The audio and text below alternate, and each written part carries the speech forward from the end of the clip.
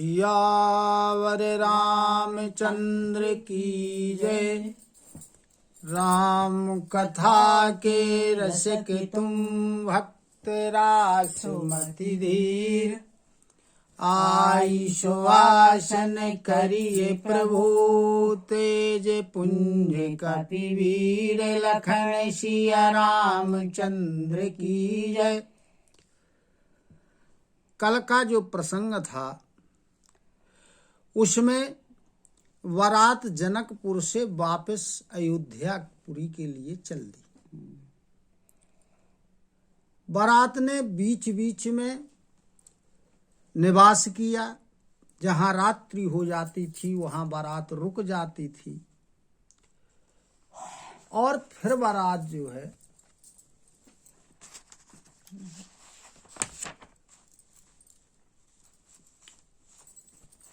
जनकपुरी के नजदीक पहुंच गई।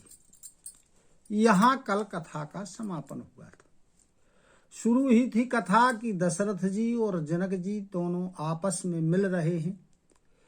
उस समय का प्रेम उनके हृदय में समा नहीं रहा। राजा जनक जी ने मुनियों को ब्राह्मणों को प्रणाम किया। उसके बाद में दामादों से मिले।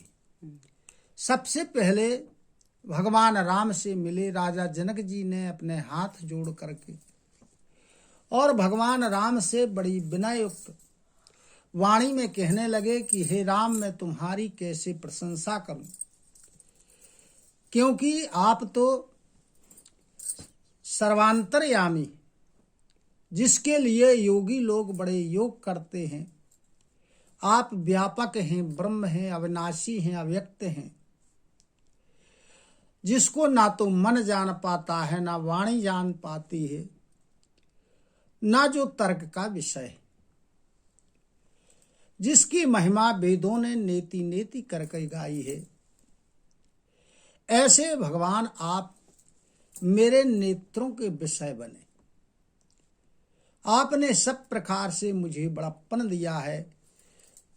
मेरे भाग्य को और आपके गुणों को यदि 10,000 शेष जी और सरस्वती जी भी करोड़ों कल्पों तक गाएं तो कह नहीं सकते, ना उनकी गणना की जा सकती। इसलिए मैं आपसे बार बार विनती करता हूं कि मेरा मन कभी आपके चरणों से विमुख ना हो। जब भगवान राम ने अपने ससुर श्री जनक जी के ऐसे वचनों को सुना, उन्होंने अपने ससुर जनक जी का बड़ा सम्मान किया और उनसे बड़ी विनय की। फिर राजा जनक जी भरत जी से मिले। उसके बाद लक्ष्मण और शत्रुघ्न जी से मिले और उन्हें आशीर्वाद प्रदान किया। इसके बाद राजा जनक जी विश्वामित्र जी से मिलते। विश्वामित्र जी के चरणों को पकड़ करके उनसे निवेदन करते हैं। कहते हैं कि हे मुनि, आपके दर्शन से सब कुछ प्राप्त होता है, कुछ भी दुर्लभ नहीं। मुझे अत्यंत सुख प्राप्त हुआ आपके द्वारा।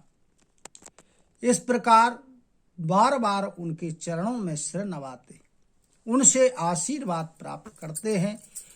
उसके बाद बारात बाजे बजाती हुई वहां से प्रस्थान कर जाती है। बीच बीच में वास करती है और अयोध्या के निकट पहुंच जाती है। जब बारात अयोध्या के निकट पहुंच जाती है तो क्या होता है, ये आज कथा होगी। बीच बीच बरवास करी, मगलोगन सुख देत। अवधु समीप पुनीत दिन, पहुंची आई जनेत। लखन सिया रामचंद्र की जय। बीच बीच में रास्ते में बारात रुकती जाती है। जो रास्ते में गांव पड़ते हैं वहां के लोगों को सुख प्रदान करते हुए एक शुभ दिन को बारात अयोध्या के निकट पहुंच जाती है। हने निशानो पनवो बरबाजे, भेरी शंखो धुनि है गए गाजे। झांझी बिरब डिंडिमी सुहाई, सरस रागो यही सहनाई। जब अयोध्या के निकट बारात पहुंचती है तो बाजे बजने लगते, सुंदर ढोल बजता है, भेरी शंख आदि की धुन होती है, हाथी घोड़े गर्जना कर रहे, झांझें सुहावनी ढपलियां बज रही हैं और बड़े राग के साथ सहनाई बज रही। पुरजनो आवत अकनि वराता, मुदित सकलो पुल कावली गाता। निज निज सुंदर सदन समारे, हाटो बाटो चौहटपुर द्वारे। अब जब जनकपुर के निवासियों ने जाना, जब बाजे बजे की बारात नगर के निकट आ गई, तब सभी बड़े प्रसन्न हुए, सबके शरीर पुलकायमान हो गए। सबने अपने अपने घरों को बड़ा सुंदर सजा लिया। गलियां, बाजार, चौराहे और सभी के दरवाजे सजाए गए। गली सकल अरे गजा सिंचाई, जहाँ तहाँ चौके चारू पुराई। बना बजारू न जाई बखाना, तोरन के तू पताक बिताना। सभी गलियों को अरगजे से यानी इत्र से सिंचवाया गया। जहां तहां बीच बीच में सुंदर चौक पुरे हुए हैं। बाजार इतना सजा हुआ है कि जिसका वर्णन नहीं किया जा सकता है। ध्वजा, पताका, मंडप आदि सजे हुए।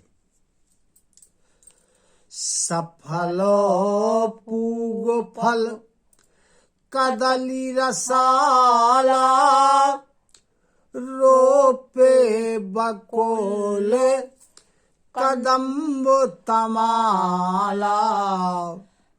लगे सुभग तरु पर सत धरोनी, मणिमयाल बाल कल करोनी। अब वृक्ष बनाए गए मणियों, सोने आदि की। कैसे वृक्ष? फल के सहित सुपारी के वृक्ष, केले, आम, मोलसरी, कदम्ब, तमाल आदि के वृक्ष लगाए गए। सुंदर वृक्ष जो फलों के भार से उनकी डालियां पृथ्वी को छू रही। ये सब मणियों के द्वारा सुंदर कारीगरी से इनको बनाया गया है। विविधो भांति मंगल कलश, ग्रह ग्रह रचे सवारी। सुर ब्रह्मांडी सिहाही सब, रघुवर पुरी निहारी। लखन सिया रामचंद्र की जय। अनेक प्रकार के मंगल कलश घर घर के दरवाजे पर रखे हुए हैं, सजाए गए हैं। अब जो देवता लोग थे, ब्रह्मा आदि, वो सिहा रहे हैं अयोध्या को देख करके। उनको लगता है कि हमारे सदनों से भी अधिक सुंदर है जनक अयोध्यापुरी। भूपो भवनु तेहि अवसर सोहा, रचना देखी मदन मनु मोहा। मंगल सगुन मनोहरताई, रिधि सिधि सुख संपदा सुहाई। अब जो राजा दशरथ जी का महल है वो बड़ा शोभायमान हो रहा है। उसकी रचना को देख कर कामदेव का भी मन मोहित हो जाता है। मंगल शकुन हो रहे हैं, मनोहरता है, रिद्धि सिद्धि सुख संपत्ति सब कुछ बड़ी सुहावनी लग रही है। जनु छाहे सब सहज सुहाए, तनु धरी धरी दशरथ ग्रह छाए। देखन हेतु राम वर देहि, कहु लालो सा होहि न केहि। ऐसा लगता है कि जैसे सभी प्रकार के उत्साह, सभी प्रकार की मंगल आनंद मानो साक्षात शरीर धारण करके और दशरथ जी के भवन में आ गए हों। अब भगवान राम और माता जानकी को देखने के लिए किसका मन ललायत नहीं होगा। शिवजी पार्वती जी से कहते हैं कि सब भगवान राम और जानकी के दर्शन के लिए बड़े लालायित हो रहे हैं अयोध्या के निवासी। जूथो जूथो मिली चली सुआसिनी, निज छवि निंद रही मदन विलासिनी। फल सुमंगल सजे आरती, गावहीं जनु बहु वेश भारती। अब क्या होता है कि समूह के समूह, झुंड के झुंड स्त्रियां मिलकर के चलती थी, और वो हैं कैसी कि अपने छवि से कामदेव की भी छवि को लजाने वाले। अब आरती सजाए हुए हैं, मंगल द्रव्य रखे हुए हैं, और ऐसा लगता है जब वो गाती हैं कि साक्षात सरस्वती जी वेश धारण करते हुए और गा रही हैं। भूपति भवन कुलाहल होई, जाई न बरानी समऊ सुख सोई। कौशल्यादि राम महतारी, प्रेम विवशो तन दशा विसारी। अब राजा दशरथ जी का जो भवन है उसमें बड़ी हलचल मची हुई है, बड़ा शोरगुल मचा हुआ है। उस समय का जो सुख है उसका वर्णन नहीं किया जा सकता। जो भगवान की राम की माताएं थी कौशल्या आदि, ये सब प्रेम में वशीभूत है, और प्रेम के कारण उन्हें अपने शरीर की भी शुद्धि बुद्धि नहीं है, तन की भी शुद्धि उन्हें भूल गई है। दिए दान विप्रन विपुल, पूजी गणेश पुरारी। प्रमुदित परम दरिद्र जनु, पाई पदारथ चारि लखन सिया रामचंद्र की जय।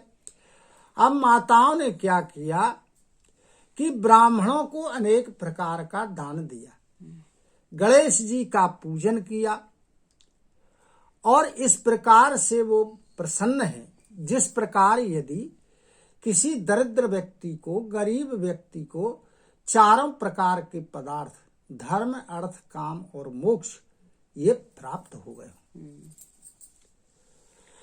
मोद प्रमोद विवश सब माता, चलहि न चरण शिथिल भय गाता। रामो दरस हित अति अनुरागी, परिछनि साजु सजन सब लागी। अब माताएं जो है आनंद से विवश है, उत्साह से विवश है, और जिसके कारण उनका शरीर शिथिल हो गया है, चला नहीं जा रहा है प्रसन्नता के कारण। भगवान राम के दर्शन के लिए अत्यधिक प्रेममय हो गई, और भगवान राम सीता आदि के परछन के लिए सामान सजा रहे। विविधो विधानु बाजे बाजे, मंगल मुदित सुमित्रा साजे।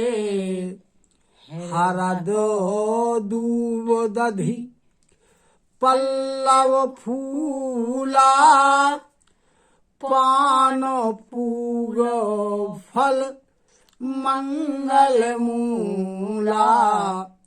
अनेक प्रकार के बाजे बज रहे हैं।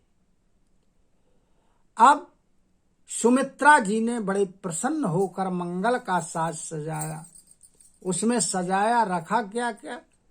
हल्दी, दूब, दधी, पत्ते, फूल आदि, पान, सुपारी, जो मंगल की वस्तुएं थीं सब उन्होंने एक थार में सजा लिया। अच्छतो अंकुर लोचन लाजा, मंजुल मंजरी तुलसी विराजा। छुहे पुरट घट सहज सुहाए, मदन सकुनो जनु नीड़ बनाए। और उस थाल में अक्षत रखा, अंकुर रखे, गोरोचन को रख लिया, लावा रख लिया, और तुलसी की मंजरियां रख ली, और रंग बिरंगे जो रंगे हुए थे क्या कलश, उनको सजा लिया। और वे कलश ऐसे मालूम पड़ रहे हैं जैसे कामदेव ने पक्षियों की, कामदेव के जो पक्षी होते हैं, जब कामदेव किसी पर आक्रमण करता है तो उसके जो पक्षी होते हैं ऐसा लगता है कि उनके पक्षियों ने एक घोंसले तैयार कर लिए। सगुनो सुगंधो न जाहि बखानी, मंगल सकल सजहि सब रानी। रची आरती बहुत विधाना, मुदित करहि कल मंगल गाना। अब सगुन की जो सुगंधित वस्तुएं थी उनकी सुगंध आ रही है और उनका वर्णन नहीं किया जा सकता। सब रानियां बड़े प्रसन्न मन से मंगल के सब साज सामान सजा रही हैं। बहुत प्रकार से उन्होंने आरती सजाई, और बड़ी आनंदित होकर के मंगल गीत गा रही हैं। कनक थारी भरी मंगलनि कमल करन लिए मात चली मुदित पर छनि करनी पुलक पल्लवित गात लखन सिया रामचंद्र की जय। अब माताएं अपने कमल के समान कोमल हाथों में मंगल वस्तुओं से सजा हुआ सोने के थार में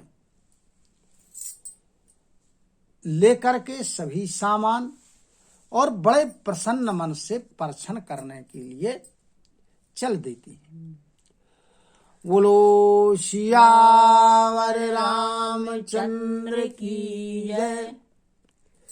कथा विसर्जन होते सुनहु वीर हनुमान जो जन यहाँ से आए हो सो तहाँ करऊ पयान। श्रोता सब आश्रम गए शंभु गए कैलाश रामायण मम हृदय में सदा करहु तुम वास। लखन सिया रामचंद्र की जय। उमापति महादेव की जय। पवन सुत हनुमान की जय। गुरु गोविंद की जय हो। जय जय सीताराम जय जय राधे श्याम। नमः पार्वती पते हर हर हर महादेव। हरि शरणं हरि शरणं हरि शरणं हरि शरणं हरि शरणं हरि शरणं हरि शरणं हरि शरणं। भजन कर ले